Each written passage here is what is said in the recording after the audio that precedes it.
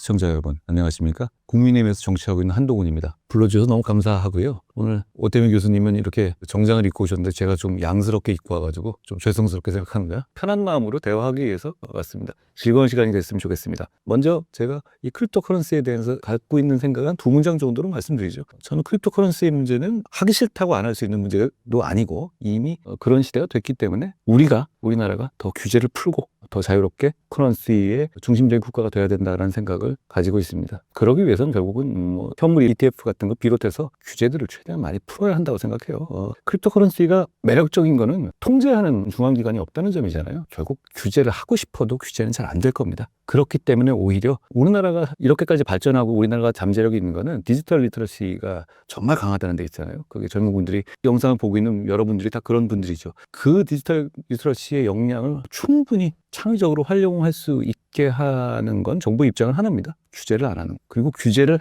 해서 효율적으로 할 수 있는 분야이기만 하면 또 그렇게 생각할 수 있지만 규제해도 안 될 겁니다. 한 가지 예를 들자면 가상자산 과세를 하려고 했었잖아요. 그 법은 나와 있었고 밀어붙이려고 했는데 제가 국민의힘 당대표 때 강력하게 이건 안 된다라고 했고 결국은 여러분들을 비롯한 많은 여론에 떠밀려서 민주당도 가상자산에 대한 과세 유예를 했죠. 저는 그때 말씀드렸던 이유가 딱 하나예요. 아니 트래블룰은 우리나라가 적용되잖아요. 적용 안 되는 바이낸스 같은 데다가 본인이 보냈다가 그 다음은 추적이 안 되는 거고요. 그러면 세금을 매기더라도 국내 거래소에서 왔다 갔다 한 사람한테만 매기게 되는 거잖아요. 이렇게 되면 과세 형평성을 져야 한다고 봤고요. 그리고 이 크립토 커런시가 갖고 있는 본질이 그런 거예요. 그러니까 그런 면에서의 과세는 아직 준비 안 돼 있는 겁니다. 준비 안 된 상태에서 기존의 어떤 자산들이라든가 정책처럼 어떻게든 한번 그림을 잡아보겠다 이런 자세로 여러분들의 그런 창의적인 생각들을 따라갈 수 없다고 생각합니다. 너무 길었나요? 아니요, 감사합니다. 저는 오태민입니다. 신사인한 독자 여러분 반갑습니다. 이렇게 불러주셔서 감사합니다, 대표님. 고맙습니다. 대표님 혹시 비트코인 투자하셨나요? 제가 금융증권을 담당하는 검사를 오래 했어요. 그리고 그 다음에는 법무부 장관을 했죠. 그 다음에 여당 대표를 했고요. 기본적으로 제가 비트코인 같은 크립토를 하기에는 이해 충돌의 문제가 항상 있어 왔어요. 다만 크립토 문제에 대해서 여러분들께 굉장히 큰 충격을 줬던 적이 그 법무부 장관이었던 박상기 장관이 크립토는 마치 사기인 것처럼 이렇게 얘기했고 당시 유시민 씨 정말로 그때 영향력이 큰 분이었는데 크립토는 사기다 이런 식으로까지 얘기했죠. 저 그런 거 보고 저게 지금 할 수 있는 얘기인가 하고 굉장히 충격을 받았었고 또 굉장히 관심을 갖고 봤죠. 근데 직접 투자는 제 위치에서 하면 안 되겠더라고요. 그런 상황에서 크립토 투자를 하지는 않았는데 그래도 관심을 가지고 계속 지켜보고 있습니다. 제가 이제 여러분들하고 이 영상 키기 전에 대표님하고 대화를 나눠봤는데 지금 제가 정치가들 만나고 있습니다. 이 크립토를 갖고 굉장히 이해가 깊으세요. 제가 모르는 것도 알고 계시고 여러분 오늘 기대해도 좋습니다. 이해 충돌 얘기 나와서 그런데 정말 한국하고 미국의 풍토가 다른 것 같아요. 트럼프 대통령 크립토 대통령을 자임하고 하는데 취임하기 전 이틀 전에 본인 코인 만들고 저기 멜라니아 코인을 만들었어요. 쇼킹했어요. 저도 엄청 놀랐거든요. 이것에 대해서 또 한 말씀 해주시죠. 전 트럼프 대통령이 굉장히 직관이 뛰어난 사람이라고 생각해요. 누가 도와줘서 이렇게 과감한 정책을 할 수 있지 않아요. 그러니까 이제 이렇게 생각하는 거잖아요. 저는 미국의 새 행정부가 비트코인 같은 크립토를 이렇게 생각한다고 봐요. 이거 어차피 그동안의 달러 같은 경우는 미국이 완전히 통제할 수 있었어요. 너무 부럽죠, 우리 같은 나라 입장에서. 그런데 크립토는 통제가 안 된다는 것을 확실히 인정하고 인식하는 것 같아요. 그럴 바에는 미국을 크립토의 어떤 중심으로 만들어 버리겠다. 달러 패권하고는 좀 다른 방식으로 이 크립토는 막을 수 없다. 이걸 가만두면 다른 나라에서 할 거다. 그런데 지금 미국은 달러라는 진짜 어마무시한 무기가 있기 때문에 이걸 하게 되면 오히려 크립토에서 패권을 장악할 수 있을 거다. 이런 생각을 하고 있는 것 같아요. 그런 면에서 보면 직관이 있는 분이다 찬탄을 하는데요. 그런데 그걸 가지고 그런 밈코인을 만들어버리면 크립토는 사실 이런 것 아닙니까? 아이디어가 어떤 전제군주 같은 중앙기관들이 없다. 그러니까 사실상 출발선은 같을 것이다. 그리고 누가 함부로 나를 내 뒷조사를 하지 않을 것이다. 이런 어떤 정신이잖아요. 대단히 매력적인 정신이죠. 그런데 미국처럼 크립토 시장 자체의 흐름을 사실 크립토가 비상관 자산이라고는 하지만 그렇게 어떤 이벤트에 영향 없거나 그러지 않잖아요. 생각보다 더 빨리 하던데요. 중단 없이 24시간 계속 하니까 그런 것 같아요. 그런데 저 나라에서 모두 결정을 하는 사람들이 비즈니스를 직접 본인이 한다? 그랬을 때는 크립토를 사용하는 사람들 입장에서 과연 이게 빼야 한 거야? 라고 의심의 균열을 가질 수 있다고 봐요. 그런 점에서 보면은 저는 저렇게도 하는구나 라는 생각을 했어요. 제가 정치인으로서 미국 대통령의 어떤 입장을 평가할 입장은 아닙니다만 저거는 독특하다라고 봤어요. 저는 정치가가 아니니까 평가할 수 있는데요. 트럼프의 아들들이 여러 가지 이런 크립토 프로젝트에 발을 담그고 있었고 이미 대선 전에도 대선 후에도 가서 연설을 하고 가격을 부양하고 그리고 아빠가 무슨 트윗이나 이런 데다가 하면은 그 흔적이 나와요. 누가 미리 샀다가 팔고 막 이래가지고 지금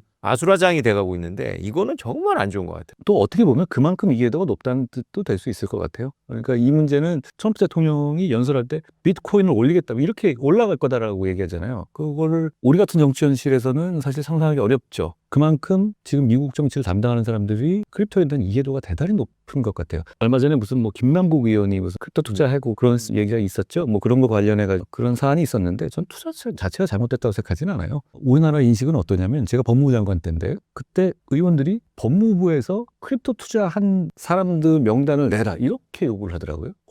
황당했어요. 그 법무부의 주요 인물들 중에서 크립토 자산을 보유하고 있는 사람들은 명단을 내라 이런 거예요. 마치 범죄자처럼요. 저는 그런 요구하는 사람들은 이 크립토커런시를 전혀 이해하지 못하는 사람들이라고 봤어요. 민주당이 이제 저한테 그런 요청을 했거든요. 제가 더 놀랬던 건 뭐냐면 한 명도 없었어요. 그게 더 놀라웠습니다. 아니 근데 법무부는 앞으로 어떤 규제나 이런 거 있었을 때 이해도 높게 그리고 이 시장을 해치지 않으면서 잘 케어해야 될 조직인데 그럼 과연 이분들이 제대로 이해하고 있나? 라는 불안감이 들더라고요. 그게 이제 저의 슬픔입니다. 제가 요새 정치가들뿐만 아니라 많은 분들을 만나는데 지금 말씀하신 대로 트럼프와 그 주변 인물들의 이 크립토에 대한 이해도는 사실 저를 뛰어넘는 부분들도 있습니다. 저도 이제 따라가면서 공부하는 부분이 있는데 한국의 리더들은 사실 어디서부터 출발해야 되냐면 그 P2P의 개념이 뭔지 그다음에 이게 은행 통장 계좌번호고 이게 비밀번호다 이런 것까지 알려줘야 되는 입장이거든요. 종이 지갑하면 진짜 종이 지갑이에요. 그렇죠. 그래서 이거를 처음부터 팔로우업을 하냐라는 문제가 좀 생기긴 하지만 또 한국인들이 또 금방 배우죠. 그렇죠. 어르신들 인터넷 다 하시고 처음에는 힘들다고 하셨지만 뭐 더 많이 하시잖아요. 지금 그 이해는 필요한 것 같아요. 그러니까 지금 제가 느끼기에는 미국은 분명히 크립토커런시 문제를 자기들의 문제를 해결하기 위한 여러 가지 방안으로 생각한 것 같아요. 그러니까 제가 정말 정치하는 사람들로서 미국을 부러워하는 건 달러라는 기축통화를 가지고 있음으로써 얻을 수 있는 각강함이 부럽습니다. 그런데 사실 그게 언제까지 갈지는 모르는 거예요. 약속된 것도 아니고 작년인가요? 사우디에서 페트로달러 협정을 연장을 안 해버렸잖아요. 뭐 잘 아시지만 미국이 사우디를 안보를 좀 지켜주니까 사우디라는 그 대석유 부국에서의 석유 거래는 달러 베이스로 한다. 이런 약속이잖아요. 근데 그거를 안 하겠다고 했습니다. 그렇다면 굳이 우리는 달러에 목매이지 않겠어. 이런 뜻이란 말이죠. 그리고 뭐 그런 흐름 하에서 역시 중국이 위안화 CBDC를 가지고 달러 패권을 한번 어떻게 한번 앵겨볼까? 이런 그림이잖아요. 그런 상황에서의 미국의 응전이 그래? 그럼 이건 어때? 하고 어떻게 보면 그 화폐를 가지고 결국은 물론 자기들 가장 강점 있는 달러죠. 달러 스테이블로 코인으로 되고 그것을 국채와 좀 연결해서 국채 좀 더 팔아볼까? 뭐 이런 그림까지 가는 거예요. 근데 이런 상황에서 우리가 스테이블 코인이라든가 ETF라든가 이런 거에 대해서 다른 금융자산하고 같은 철학을 가지고 규제로 접근한다는 거는 대단히 된 거예요. 그리고 우리가 갖고 있는 디지털 리터러시라는 엄청난 자산을 사실 사장시키는 거죠. 미국이 달러를 갖고 있다면 우리는 이걸 보시는 여러분들의 디지털 리터러시의 강점을 달러처럼 갖고 있는 거거든요. 이걸 개발하고 이걸 정말 뽑아 먹어야 된다고 생각해요. 그러면서 정치가 할 일은 쓸데없는 짓 안 하는 겁니다. 맞습니다. 그러니까 달러 스테이블 코인 이야기를 대표님께서 해서 이게 너무 중요한 사안이라서 오늘 새벽에도 그 미국에서 트럼프 대통령이 이 크립토 인사들 모아갖고 서밋을 했는데 거기서 미국의 재무부 장관이 달러 스테이블 코인으로 달러를 강화시키겠다. 달러 패권을 강화하겠다 이렇게 말씀하셨어요. 그래서 이거는 피할 수 없는 대세다. 그러니까 달러 스테이블 코인이라는 걸 약간 설명드리자면 나한테 1달러를 주면 내가 1달러어치 토큰을 발행해줘서 언젠가 그 토큰을 갖고 오면 1달러를 준다는 약속이거든요. 이게 일단 우리나라에서 이런 거 발행하면 유사수준에 걸립니다. 무허가 증권이 되잖아요. 근데 이거를 비법적인 데서 많이 해서 미국의 뉴욕 남부지검에서 그 테더사, 이게 미국 회사도 아닌데 지난 10년 동안 괴롭혔거든요. 근데 제가 듣기로 대표님이 관련이 있으시더라고요. 뉴욕 남부지검의 테더랑. 그 얘기도 좀 우리 독자에게. 제가 테더 이슈는 아니었는데요. 법무부 장관 당시에 미국은 왜 남부지검 하냐면요. 서던 디스트릭트라고 그게 그 맨하탄을 관장하는 연방 검찰청이에요. 그러니까 거기가 주로 금융 사건을 다 하죠. 미국 전체에. 그러니까 위상도 높고 그런데 제가 장관이었을 때 그 남부지검 회담을 하러 미국 갔었어요. 그러니까 취지는 이런 거였죠. 우리나라도 그 당시에 테라 루나 사태였거든요. 그 관련해 가지고 서로 간에 우리도 수사를 하고 있었고 미국이 갖고 있고 미국은 우리의 자료를 원하고 우리는 미국의 자료를 원하고 이런 상황이었단 말이죠. 그런 걸 가지고 회의를 하고 그랬었는데요. 미국의 남부 연방검찰청이 갖고 있는 생각하고 미국의 행정부가 갖고 생각은 많이 달라요. 다를 수밖에 없는 게 우리나라에서의 수사기관들은 주요 인물을 아주 법정에 세우고 중용을 받게 하고 이런 것을 굉장히 중요하게 보잖아요. 미국도 물론 그렇긴 한데 다른 점은 미국은 벌금을 또 되게 중요시해요. 벌금의 액수가 진짜 천문학적이 되잖아요. 그러면 벌금을 걷어낸 것 중에 일부를 자기들 검찰청 예산으로 쓰기도 합니다. 그러니까 직접적 인센티브가 되기도 하죠. 그러니까 벌금을 많이 받는 검사가 이쁨 받아요. 미국은 그런 게 있습니다. 그러니까 이 비트코인과 크립토커런시는 그쪽에 수사하는 쪽 입장에서는 굉장히 신기해요. 그렇겠네. 예. 지금 미국이 그런 크립토커런시, 비트코인 같은 거 압류나 수사 과정에 압류나 뭐 세금으로 압류하거나 이런 거 해서 이렇게 쟁여놓은 거 되게 많을걸요? 대략 한 35만 개 중에 15만 개를 팔아먹고 20만 개 남았습니다. 굉장한 숫자잖아요. 근데 이 크립토커런시는 수사기관에서 어떻게 잡거나 뺏거나 했었을 때 주인들이 돌려달라 챌린지를 잘 안 하는 경우도 많아요. 사연 많은 커런시일 수 있잖아요. 그걸 무슨 얘기냐면 그게 사실 초반에 우리가 많이 걱정했던 건 이런 거죠. 이게 무슨 마피아 같은 자금 세탁 정도로 실제로도 그렇게 많이 쓰이죠. 이렇게 발전하는 거예요. 원래 어떤 제도나 어떤 신기술이 발전하는 과정은 범죄하고도 많이 연관돼 있습니다. 그러니까 그걸 그렇게 이건 범죄 수단이야 이렇게 폄하하는 건 너무 올드한 생각이고요. 근데 그러다 보니 그렇게 압류한 재산 중에서는 차라리 내 노출을 좀 덜 하거나 내 이 과정들 소명하지 않고 먹고 떨어져 이렇게 보는 것도 많이 있는 거예요. 그러니까 미국 입장에서는 이거를 또 그런 시스템 때문에라도 많이 잡게 됩니다. 네. 근데 오히려 그게 저는 35만 개나 되나요? 여태까지 역사적으로. 그러면은 그게 어쨌든 미국 내에서 정부 입장에서 어떤 방식으로든 간에 반출하거나 쟁여놓을 수 있는 거가 되잖아요. 그거 자체가 큰 힘이 되겠네요. 트럼프 정부에서는 지난 정부에서 그거를 팔아먹었다고 굉장히 공식적으로 아쉬움을 표했고요. 20만 개가 남았는데 많이 올랐으니까요. 네, 이거는 못 판다라고 행정명령에 사인을 하신 거죠. 트럼프가. 그게 이제 핵심입니다. 그런데 가격은 떨어졌지만 가격이 떨어진 이유는 이제 세금 때려 박아서 살 줄 알았는데 가지고 있는 거 안 팔고 세금 중립적으로 모으겠다고 했는데 대표님 말씀 들어보니까 세금 중립적으로 모은다는 게 이제 수사를 해서 라자루스가 갖고 있는 지금 이더리움 40만 개 이런 것도 뺐고 그러니까 되게 벌금은 이렇게 정하거든요. 일종의 타협이에요. 감옥에 30년 갈래? 아니면 몇 조 내? 이런 거거든요. 근데 미국에서는 우리나라에서는 이런 식의 타협을 대중이 용인하지 않습니다. 정의감이 반해요. 우리 국민들은 그런 공정과 정의에 대한 감각이 훨씬 강합니다. 미국보다. 그렇죠. 저는 그렇기 때문에 대한민국 국민을 존경하는 면이 크고요. 그런데 이렇게 받으면 성공한 거 아니야? 라고 생각하는 경향도 있어요. 네. 나라를 위해서. 그러다 보니 좀 사법체계를 보는 관점이 좀 다르죠. 그러니까 그렇게 압류한 부분들이 많다는 거는 그런 미국식 사법체계하고도 분명히 관련이 있습니다. 그래서 지금 이 판에서의 이슈 중에 하나가 라자루스가 바이빗이라는 거래소를 해서 세계 역사상 최대의 도난 사건이거든요. 북한의 1년 국방비를 지금 라자루스가 어쨌건 소유하고 있는데 이걸 이제 아시겠지만 현금화는 못해요. 왜냐하면 지금 말씀하신 대로 미국 수사기관만이 아니라 중국도 들여다보고 이거는 뺐으면 피해자는 돌려주지 않고 수사기관이 갖는 게 관례거든요 지금. 근데 꼭 그것만은 아니겠지만 그리고 뭘 뺏어오더라도요. 다 분산돼 있을 거 아니에요. 이런 거 한 군데 모여있으면 툭 갖고 오기 편하잖아요. 그리고 큰 보관 장소가 있어야 되는 것도 아니고 예를 들어서 부자한테 페라리를 뺏어와요. 압류해요. 관리 안 하면 금방 감가가 툭툭 떨어지잖아요. 뭔가 압류해오면 그 자산의 가치는 떨어집니다. 그렇지 않습니까? 네. 금 같은 건 다르지만 페라리를 쫙 10대 갖고 왔다. 그러면 그게 10년 지나면 그 가격이 유지되나요? 아니면 그럼 기름칠도 하고 윤활유 넣고 그래야 될 거 아니에요. 그런데 이 자산은 그냥 가만히 있으면 점점 사실 올라갈 가능성이 더 많잖아요. 그러니까 굉장히 압류하거나 그럴 때 편하고 쉬운 자산이에요. 말씀하시니까 생각나는데 제가 가상자산 유예를 정말 강력하게 주장했거든요. 처음에 민주당은 그냥 밀어붙여 이랬는데 잘 모르는 것 같아요. 얼마나 이걸 보시는 분들 비롯한 청년들이나 이런 분들이 이 크립토커런시에 대해서 절박하고 집중하고 있는지는 모르는 것 같아요. 그런데 결국 그러니까 이제 뜨거워하고 물러났죠. 제가 회복에도 한 여러 번 쓰고 최고위원회에서 여러 번 얘기했어요. 얘기하면서 이런 투자자들의 문제도 있지만 공평과세가 안 된다. 구조적으로. 이게 사실 블록체인 기술이라는 게 그게 매력이잖아요. 매력이자 중앙기관 입장에서는 어쩔 수 없는 본질적인 벽이 있어요. 그런데 그 즈음에 또 어떤 얘기가 있어요. 트럼프 랠리가 있었단 말이에요. 네. 그 트럼프가 되기 전에. 그러니까 된 다음에 취임하기 전에. 그러니까 이런 얘기도 했었어요. 트럼프 랠리인데 지금까지 손해보는 사람 한번 지금 좀 만회하겠다는데 이걸 지금 과세한다고 찬물 껴안줘야 되겠어? 이런 논리였어요, 제 말은. 그런데 생각보다 트럼프 대통령이 취임한 다음에 별로 안 올랐어요. 왜 그렇습니까? 중요한 부분입니다. 비트코인이 덩치가 일단 크고 우리나라 GDP를 앞서니까요. 그래서 트럼프 대통령의 효과가 분명히 있었는데 제가 보기에 숫자적으로는 2달을 앞당겼습니다. 그래서 해리스 부통령이 됐다 하더라도 지금 이 순간에는 이 가격일 가능성이 높습니다. 왜냐하면 비트코인은 그 내부적으로 4년 반감기마다 가격이 올라가는데 지금 이번에 반감기 때 효과가 지금 덜 나타났거든요. 그래서 시즌 종료냐 이렇게 물어보는 독자들한테 제가 시즌 시작도 안 했다 이런 입장인데 트럼프의 정책이 되게 지금 좋아요. 그래서 우리가 보기에는 막 비축자산 뭐 이런 거 실망스럽긴 하지만 SEC의 수장이 바뀌면서 기소한 걸 전부 취하하고 있거든요.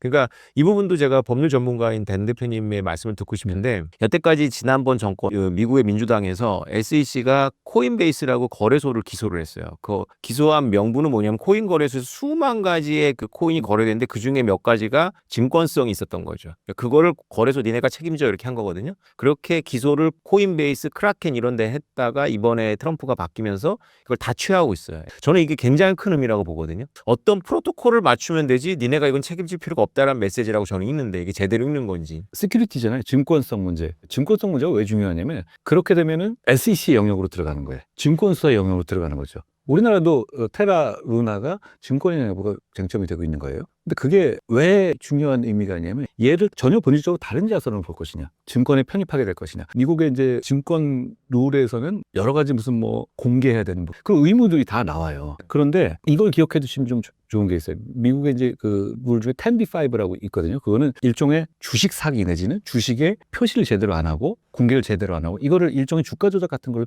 처벌하는 규정이에요. 이거는 주가 조작기 여러 가지 규정이 있는 게 아니라 이 규정으로 가는 겁니다. 거기에 포함을 시켰을 때 여러 가지 문제가 생겨요. 그러니까 어떻게든 간에 증권성에 대한 문제는 그런 차원의 법률적인 문제라고 이해하시면 돼요. 근데 사법적인 시스템이 역시 미국하고 좀 다른 점이 있어요. 미국은 사법 시스템에서 공소를 취소하거나 기소를 드롭하거나 랩업하는 거, 덮는 거 되게 자유로워요. 문화예요. 하다가 보면 그래 이건 그럼 그거를 하는 기관 입장에서도 그걸 그렇게 부담을 느끼질 않아요. 그러니까 예를 들어서 트럼프 대통령이 된 다음에 자기 관련한 기소를 다 취소시켰잖아요. 우리가 그렇게 할 수 있을까요? 또 가만히 계시겠어요? 여러분도 가만히 계시겠어요? 만약에 이재명 대통령이 된 다음에 검찰시켜서 내 기소 다 취소 이렇게 하면 가만히 계시겠어요? 그거 받아들일 수 없어요. 우리나라. 없죠. 구조적으로 우리는 사법기관은 정의로운 결과를 내야 된다는 그런 전제가 있어요. 국민들에게. 근데 미국에서는 사법은 어떤 거에 가깝냐면 문제를 해결하는 거예요. 여기서 이렇게 결론 낸 이상 더 얘기하지 맙시다. 배심죄에서 무죄 나면 검찰이 항소도 못합니다. 그러니까 근데 문제는 배심에 들어오는 분들이 전문가 아니잖아요. 그렇죠. 배심에 들어오는 사람들한테 10b-5가 어떻고 시큐리티가 어떻고 증권사가 어떻고 막 물어봐요. 네. 미국은 형사재판, 배심 재판을 받을 권리가 있거든요. 그러면 이분들이 과연 고개는 끄덕끄덕하지만 다 이해할까요? 못하겠죠. 못하죠. 그러니까 그런 어떤 설명이라든가 이런 게 그러니까 변호사가 돈을 많이 봅니다. 결과가 변호사의 설득 능력에 따라서 달라지거든요. 우리는 변호사의 실력에 따라서 결과가 달라지는 뭐 조금 달라질 수 있지만 그게 미국같이 그렇게 아주 드라마틱하지가 않아요. 그런 제도죠. 그런데 그러다 보면 이 문제에 대해서 좀 사법 제도 자체가 이제 그런 다른 점이 있기 때문에 그러니까 이걸 봤었을 때 행정부 입장에서 이걸 이런 문제를 그냥 접어버리는 게 국익에 맞겠다. 내지는 사람들이 좋아하는 그럼 할 수 있어요. 그러니까 그 차이가 있는 거죠. 그거를 우리한테 똑같은 거를 바라면 그건 좀 곤란한 면이 있을 것 같아요. 국민들께서 그걸 원하지 않습니다. 그래서 제가 크립토 업계를 11년째 하고 있는데요. 그게 지금 말씀하신 게 너무 중요한 것 같아요. 우리의 이제 법 체계도 있지만 국민들의 도덕 감정이잖아요. 정의관념. 그렇죠. 그래서 제 외국인 친구들이 저한테 이렇게 물어보더라고요. 니네 나라는 왜 세컨 찬스를 안 주냐. 그 말이 이제 이해가 됐어요. 지금 대표님 말씀 들으면서. 미국은 문제를 해결하는 거지 벌 주고 이런 게 궁극적 목표가 아니니까. 그러니까 이런 거잖아요. 계속 이런 면이 있죠. 오제이 심슨이 아내를 죽였다고 다들 생각하죠. 누가 봐도 그래요. 제가 봐도 그렇습니다. 네. 그래 거기잖아요. 예. 그런데 오제이 심슨이 코크란 같은 굉장히 유명한 변호사고 그리고 레이시즘을 발동하고 뭐 이래가지고 결국은 레이시즘이란 뭐 이슈를 만들어내고 이러면서 결국 무죄를 받았죠. 그런데 사람들이 생각하는 게 다른 거예요. 만약에 우리 같은 경우에 어떤 시스템에서 그건 시스템의 문제잖아요. 배심제에서의 어떤 결함이기도 하거든요. 사람을 앉아있는 사람이 백인이냐 배심원이 흑인이냐 여기에 따라서 결정된다고 사람들이 생각하고 실제로 그 영향도 있었죠. 그때도 미국이 굉장히 이 시스템에 대해서 비판이 많았거든요. 근데 이것 바꾸자는 얘기는 안 해요. 배심제를 바꾸자. 이거는 센 사람만 이렇게 할 수 있으니까 이거는 뒤엎어야 된다. 이런 주장이 통용되진 않아요. 우리는 어떤 진짜 잘못된 결과가 있으면 이건 시스템을 바꿔야 돼 라고 사람들이 굉장히 그런 요구를 하죠. 미국이 더 낫다는 뜻은 아니에요. 그러니까 미국은 이 사법 시스템의 재판 자체를 어떤 분쟁의 종결, 마무리라는 관점에도 상당히 무게를 두고 있어요. 물론 정의의 실현이기도 하지만 그런데 우리는 그것보다는 옳은 결과가 나와야 돼라는 생각이 국민들이 더 강하시고 그리고 그 정의에 대한 열망이 강한 겁니다. 저는 근데 이 점이 우리나라를 이렇게 짧은 기간에 민주화도 하고 산업화도 하고 선진국을 만든 거라고 생각해요. 이 에너지가 분명히 저는 긍정적으로 우리나라에 작용하고 있다라고 생각합니다. 예, 일부 동의하면서 저는 이제 약간 이견을 말씀드리면 그렇게 되니까 우리는 자꾸 과거 회귀적이 되는 거죠. 그러니까 자꾸 과거를 바로잡아야 되는 거니까 이게 일제시대, 조선시대, 고려시대, 신라시대까지 바로 잡아야 되는 거가 되는 거고 논리적 귀결은. 근데 말씀하신 게 제가 이해가 됐어요. 제가 크립토를 하면서도 미국 사람들은 되게 실용적이고 일단 그거는 과거고 묻고 또 새로운 거 시작하는 거죠. 관심의 정도도 달라요. 예를 들어서 뉴욕에서 트럼프가 어떤 일을 했을 때 뭐 플로리다의 키웨스트 같은 데서 그게 관심이 있습니까? 지역 워낙 땅이 넓다 보니까 지역지를 본단 말이에요. 우리는 서울부터 제주까지 전부 다가 전국 이슈에 모든 사람들이 다 관심이 중앙 이슈죠. 그러니까 거기에 대해서 어떤 정책을 할 때의 백래시나 반발 같은 것도 좀 차이가 있어요. 그런데 교수님 말씀하신 것처럼 과거와 미래는 조화를 해야 됩니다. 또 과거에서 발을 제대로 다 딛지 않은 상태에서 미래가 가기 어렵잖아요. 말씀하신 것처럼 미래로 가야죠. 맞습니다. 그래서 저는 요새 왜 이렇게 열심히 다니냐면 제가 11년 전에 비트코인을 발견했을 때 저 멀리서 쓰나미가 있다는 확신을 했었거든요. 그래서 제가 주변에 막 경고를 울렸는데 아까 말씀하신 것처럼 뭐 유시민이나 박상희 이런 분들이 막 다 꺼버렸어요. 이거 한꺼번에 당하는데 지금 남해안에 쓰나미가 상륙하고 있습니다. 이 달러 스테이블 코인이 이게 여한 문제가 아닌 게 저는 한국은행이 폐업할 거라고 보고 있거든요. 왜냐하면 달러 스테이블 코인은 코인이 아니라 달러 예금 통장인데 이 달러 예금 통장이 대표님도 아시겠지만 옛날에 CD처럼 마구마구 돌아다니는 거예요. 그것도 익명의 얼굴로. 이게 한국인들한테 이제 동대문하고 남대문에서 달러 스테이블 코인을 쓰거든요. 비트코인하고 이더리움 살려고 쓰는 게 아니라 홍콩 상인들이 와서 그렇게 낸대요. 이게 B2B부터 이렇게 잠식해 들어갈 거라고 보거든요. 근데 대표님이 여기에 대해서 좀 의견이 다르시더라고요. 근데 달러 스테이블 코인이라는 게 스테이블 해야 되잖아요. 스테이블 코인이. 과거에 아시다시피 루나나 테라도 스테이블 코인이라고 그랬어요. 근데 결국은 그걸 어떻게 준비금을 보관하고 어떤 자산하고 연동되는지가 문제잖아요. 달러 이거죠 사실. 그렇죠? 그런데 역으로 그게 그렇게까지 성공할까에 대해서는 저 조금 부분이 있다고 봐요. 달러 스테이블 코인은 결국은 미국의 국채와 연결돼 있잖아요. 그렇죠? 그리고 미국 국채의 문제는 중국이 지난 10년간 미국 국채를 안 사주고 있습니다. 그게 가장 큰 문제예요. 지금까지 미국 국채를 제일 많이 보유하고 있지만 그렇지만 중국 입장에서는 우리가 안 사줘 너네 버틸 수 있어? 이런 거고. 근데 달러는 미국 입장에서는 아니 우린 달러를 갖고 있어 라는 거잖아요. 그런데 그거에 대한 해결책으로서 어떤 달러 스테이블 코인을 생각하는 거 같이 보여요. 제가 보기에. 네, 맞습니다. 뭐 정확하지 않을 수도 있습니다만. 그런데 또 이 차이도 있는 것 같아요. 국채가 달러는 아니잖아요. 그러니까 달러와 또 국채는 조금 다르다고 봐요. 네, 국채는 가격이 변합니다. 계속. 그렇죠. 네. 그리고 그러니까 과연 국채랑 연동돼서 원하는 대로 될 수도 있겠지만 네. 트럼프 행정부가 남용을 겪을 수도 있다고 봐요. 아까 말씀드린 밈코인 같은 문제도 있고 결국은 이게 이 신뢰를 바탕으로 하는 거거든요. 달러라는 완벽한 신뢰 그리고 한 단계 더 조금 덜한 신뢰 국채 그리고 코인하고 연결되는 거잖아요. 이 과정에서 연결점에서의 문제점이 생길 수도 있다고 봅니다. 그런데 이 문제는 사실 중국이 위안화 CBDC를 하면서 달러 패권 그래 우린 이렇게 한번 돌아가 볼게 라고 하면서 한번 새로운 길을 만들어 보려고 한 거죠. 달러에서 벗어나 보려고. 그러니까 그건 사실 위력적이었던 것 같아요. 저는. 근데 이 방법을 어떻게 보면 찾는 것 같아요. 그러니까 우리가 이렇게 오히려 그래 너네가 그거라면 우리가 진짜 크립토를 중심으로 한번 금융을 해볼게 이런 거잖아요. 그런 면에서 보면 좀 두고 볼 필요가 있다고 봐요. 그렇다고 해서 우리가 중국이 하고 있는 CBDC를 완전히 밀어낼 필요는 없다고 봐요. 우리는 국익입니다. 그리고 이걸 보시는 여러분들이 투자하는 데서 가장 편리하고 가장 많은 수익을 내시게 하는 게 목적이에요. 여기서 누구 편을 드는 문제가 아니잖아요. 지금의 이 상황에서는 그 상황을 정확하게 이해하면서 우리가 어떤 포지션을 취할 수 있는지를 보는 것 그게 저는 필요하다고 생각하고 정부 입장에서는 규제 완화예요. 맞습니다.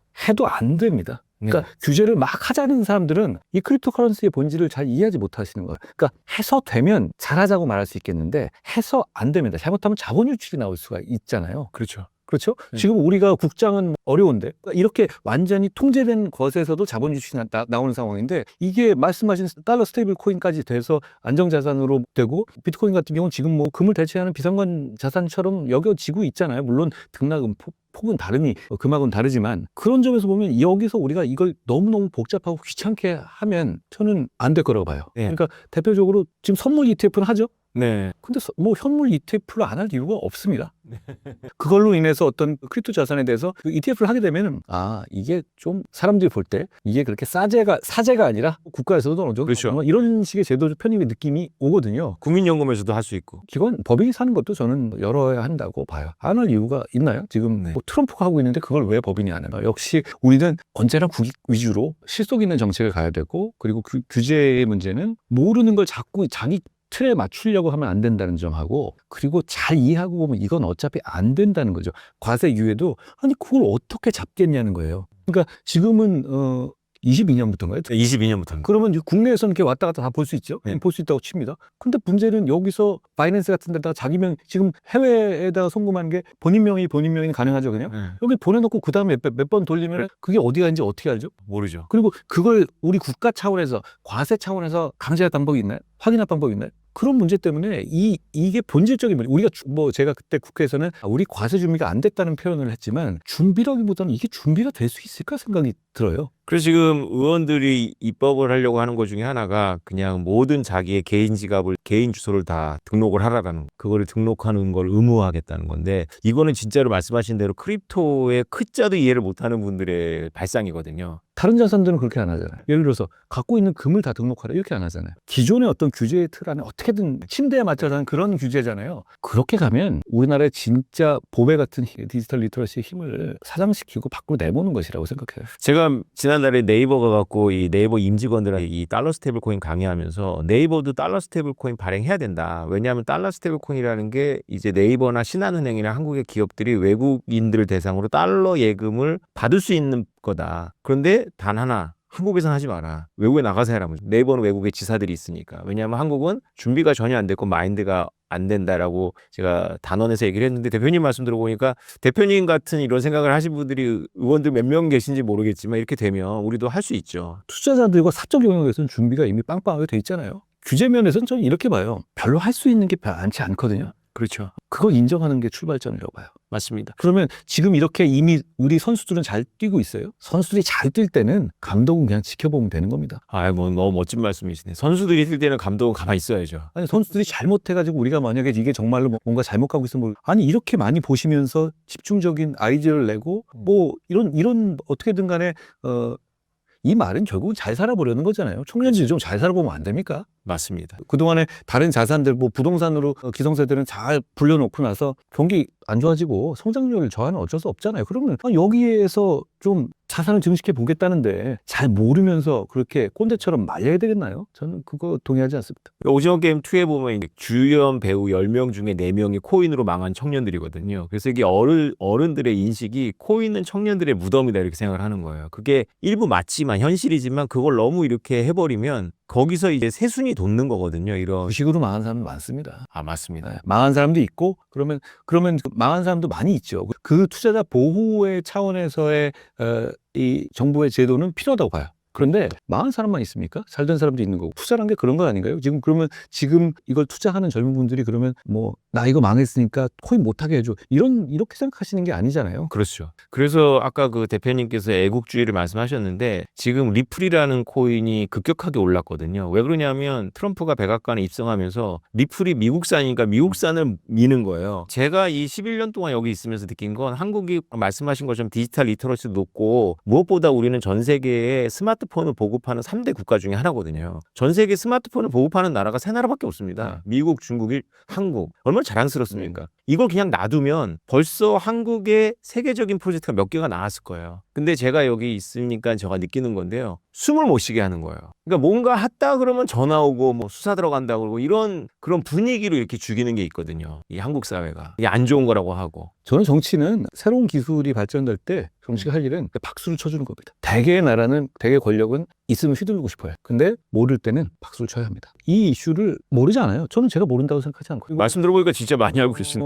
그리고 지금은 이런 거잖아요. 사실 AI 시대에 여러 가지가 맞물려져 있어요. 저는 트럼프 대통령이 당선된 이유를 아주 쉽게 이렇게 생각해요. 물가가 너무 올랐어요. 팁도 많이 올랐어요. 오른 이유는 뭡니까? 에너지 가격 상승. 네. 그렇게 단순할 수는 맞는 말이에요. 그럼 에너지 가격 상승의 이유는 재생 에너지 가지고 PC주의 가지고 막 밀어붙이다 보니, 그러다 보니까 전기값 오르고 에너지값 올랐다 이거잖아요. 그런데 트럼프는 이거예요. 재생에너지는 연준에 해. 됐고 우리는 미국에 있는 이 많은 셰일가스 비롯해서 미국에 있는 화석에너지 캐서 에너지 값을 반값을 낮출게. 그래서 당신들 물가 낮춰줄게. 이 매력적인 거 단순한 구조거든요. 저 보고 저는 저 아이디어는 우리나라도 필요하다고. 네. 근데 저는 그 과정에서 봤어요. 그게 왜 제가 이 얘기를 드렸냐면 결국은 재생에너지는 더 커브가 있어요. 아시죠? 그러니까 뭐냐면 하루 종일 되는 게 아니에요. 그렇죠. 전력은 계속 생산돼야 돼요. 맞습니다. 그럼 이 더 커브를 메우기 위한 어차피 화석연료의 발전소가 필요해요. 재생에너지만 가지고 되는 게 아니에요. 맞습니다. 아리백하고 제가 좀 도발적으로 아리백을 버리자 이런 말씀을 드리거든요. 우리나라에서는 재생에너지를 주력으로 해서 우리나라에서 어떻게 AI를 합니까? 그러면 전기료 올라갈 텐데 물가 올라간 건 누가 잡을 거예요? 재생에너지의 문제는 산업으로 접근하고 실제로 전력 문제는 저는 실용적이어야 된다. 트럼프 생각하는 비슷해요. 이 재생에너지가 뭐냐면 보통 6시, 8시 제일 많이 쓰잖아요, 우리가. 네. 전기. 근데 그때는 재생에너지 안 돼요. 맞습니다. 빛이 없는데 축전 기술엔 한계가 있기 때문이에요. 그런데 이런 거는 사실 그 아이디어도 전 되게 이 사람 되게 생각 많이 하네 이렇게 생각했어요. 이 더커프가 있는 게 재생에너지인데 그럼 미국에 재생에너지를 해놓은 곳이 굉장히 많잖아요. 특히 텍사스가 많아요. 저거를 어떻게 하지? 근데 그걸 이제 문제는 크립토 채굴의 문제는 사실 그건 24시간 계속 더커브가 있어도 상관없어요. 뭐 이 되게 쉬운 영역이에요. 그런 식으로 이건 안 되는데 이건 버리지 않고 여기 갖다 붙일게. 이런 발상은 굉장히 창의적인 데다가 실용적이라고 생각해요. 그러니까 그런 면에서 저는 우리 서남해안 쪽에다가 풍력도 많이 해놓고 태양광 많이 있잖아요. 태양광은 남북으로 긴 나라가 아니라 동서로 긴 나라여야 돼요. 그러면 이 나라에서 이 태양광 가지고 그걸 어떻게 하겠다는 거예요? 결국은 이건 전기료를 올릴 겁니다. 원전 지어서 전력 준비해야 되고 그리고 화석 연료도 환경 생각하면서 써야 됩니다. 그리고 우리가 지구보다 대한민국을 좀 더 사랑해야 게 생각합니다. 우리는 아직 그럴 때라고. 영감이 필요한 순간을 킨더부에노와 즐겨보세요. 지금 들어보세요. 생각하거든요. 역시 그러니까 그런 것도 결국은 크립토의 문제도 그런 식의 활용은 가능하다고 봐요. 근데 물론 우리나라는 그런 식으로 할 만한 정도의 토양은 안 돼 있어요. 지금 우리는 아까 미래 말씀하셨는데 어떻게 지금 이 AI 시대와 에너지 시대 여기서 어떻게 활로를 대한민국을 찾을 것인가를 다 같이 고민하고 창의적인 발상을 해야 될 때라고 생각합니다. 그런 상황에서 계엄 이후 사태가 이렇게 된 것에 대해서는 전 되게 안타깝게 생각해요. 왜냐하면 우린 이런 얘기를 해야 돼요. 그리고 트럼프가 어떻게 생각하고 어떤 카드가 있고 이런 얘기할 때 저는 어제 제가 이렇게 연설했거든요. 아니 젤렌스키 보고 너는 카드 없어 그러잖아요. 우린 카드가 있잖아요. 조선도 있고 이런 디지털 리터러시도 있고 뭐 이런 부분에 대해서 우리가 얘기해야 되고 그 의료 사태 많잖아요. 경제성장 문제. 근데 그게 정치가 잘못함으로 인해서 이슈에서 다 사라졌어요. 근데 이 이슈가 없어진 게 아니잖아요. 우리가 이렇게 눈 감고 있을 뿐이지. 저는 이런 집중이 대단히 필요하다고 생각합니다. 그래서 정의를 무한정 추구하면 그게 부정의로 빠진다는 유명한 말이 있지 않습니까? 우리가 과거로 가기 때문인데 지금 대표님께서 말씀하신 게 전적으로 제가 동의하는 게 지금 미래로 가는 게 2030 세대들이 너무 중요하거든요. 그 미래로 갈 기반이 선배 세대가 만들어놨어요. 우리가 없는 게 아니거든요. 디지털 리터러시 같은 거는 사실은 우리가 교육을 많이 받았기 때문에 사실 90년대 말부터 되게 벙벙하게 정부가 강조했지만 그거가 이만큼 쌓여 있는 거예요. 맞습니다. 그리고 우리가 진짜 이 스마트폰이 은행이 된다라는 걸 진짜 정말로 뼈저리게 느껴야 되고요. 그것이 이제 말씀하신 AI하고 연결되는 게 약간 보충 설명을 드리면 AI의 뒷단은 데이터 센터인데요. 그 데이터 센터는 엄청난 전기와 냉방 시설이 있어야 돼요. 그걸 다 갖춘 게 비트코인 채굴장이거든요. 그래서 비트코인 가격이 내려가면은 외국의 비트코인 채굴장들은 이 데이터 센터 아르바이트를 합니다. 요새는 이제 비트코인 가격이 오르니까 AI 데이터 센터 아르바이트를 안 하고 비트코인 하거든요. 이게 서로 경쟁하는 게 아니라 상보적입니다. 그런데 제가 알고 있는 한국열방학발전소는 계속 열 때문에 에너지를 만들어야 돼요. 전기를. 근데 태양광 하는 쪽에서 계속 꺼달라고 온답니다. 낮에는 이제 태양광을 받으면 되니까. 이게 전기가 잘 아시겠지만 발전은 이래요. 태양광이 있다고 해서 이걸 계속 돌린다 이런 게 아니라 지금 화력이나 이런 데 가동률이 많이 떨어져 있어요. 이걸 송전망 자체도 한계가 있어요. 맞습니다. 예. 근데 문제는 얘는 계속 만들어지죠. 그럼 얘 위주로 하게 되면 기존에 있었던 그 효율성 높은 발전기들은 꺼야 돼요. 이게 왜 이걸 해야 되죠? 진짜 잘 알고 계시네요. 그래서 그거를 열병합발전소 임직원들이 다 알고 있는데 그럼 비트코인 채굴 하면 되겠네 내가 그랬더니 그걸 또 알고 있는데 모르는 게 아닙니다. 알고 있는데 공무원들이니까 정치권에서 해결해 줄 때까지 우리가 왜 움직여? 코인 투자 한 명도 없다는 말씀 제가 아까 드렸죠. 네. 사람 인식의 문제는 있어요. 그리고 정치하는 분들 중에서 크립토커런시를 잘 모르는 분들이 더 많을 것 같아요. 그 인식을 우리가 많이 넓혀가야 될 것 같아요. 저는 오늘 사실 대표님하고 대화하기 전에 이 대표님이 말씀을 좀 많이 했으면 좋겠다고 생각했는데 제가 괜한 걱정을 했네요. 왜냐하면 제가 생각한 것보다 너무 많이 알고 많이 계세요. 알아요. 그래서 오늘 저도 진짜로 많이 배웠는데 아무튼 트럼프 대통령의 세 가지 공약, 에너지 혁신, 그 다음에 규제 철폐, 전략 비축 자산 이건데 지금 시장은 비트코인이나 암호화폐 시장은 전략 비축 자산에 꽂혀 있어요. 근데 사실 더 중요한 게 두 가지거든요. 두 가지가 굉장히 빠르게 진행되고 있습니다. 규제 철폐나 정말 규제 철폐를 위해서 애써 주시기로 이렇게 말씀을 하셨으니까 저는 실제로 가상자산 과세를 한다는 것에 제가 강하게 당대표로 나섰는데 제가 하는 일에 반대하는 사람이 워낙 많았잖아요, 당에. 근데 당에서 반대하는 사람들이 많았어요. 왜냐하면 제가 금투세를 유예를 관철했잖아요. 세금을 내는 거를 막는 걸로 가게 되면 부자 감세 프레임도 있고 뭐 크립토 투자하는 사람 별로 안 되는데 이거까지 왜 우리가 모든 세금을 막는 상속세도 깎아주겠다고 하는 판에 이건 접자라고 하는 사람들이 많았어요. 저도 그거 놀랬거든요. 아니 근데 문제는 제가 그렇게 설득했어요. 자, 이거 어떻게 과세할 거예요? 그러면 그냥 한국에서 거래하는 사람들한테 돈 듣겠다는 거냐? 그러면 이 마음을 생각해 보라고 했어요. 계속 장 안 좋고 안 좋고 할 때 이런 거는 생각 안 하다가 갑자기 여기서 좀 좋아서 살만하니까 여기서 돈 뺏겠다. 그게 뭡니까? 그거는 제가 보기엔 그분들이 잘 몰라서 그런 거였어요. 근데 이런 인식을 자주 말씀 나누면서는 넓혔으면 좋겠습니다. 진짜 감사합니다. 감동받았습니다. 그 마무리 멘트 대표님 하시면 될 것 같아요. 오 교수님 뵙고 제가 즐거운 시간이었고요. 규제를 줄여야 합니다. 그리고 규제가 가능하지도 않아요. 그리고 크립토커런시는 하기 싫다고 안 할 수 있는 문제는 이미 아닙니다. 우리가 안 하면 다른 나라에서 할 겁니다. 그러면 우리가 가질 수 있는 어떤 세계적인 주도권이라든가 그리고 우리가 점점 잘 살게 될 수 있는 기회를 놓치는 겁니다. 여러분을 응원하겠습니다. 감사합니다. 고맙습니다.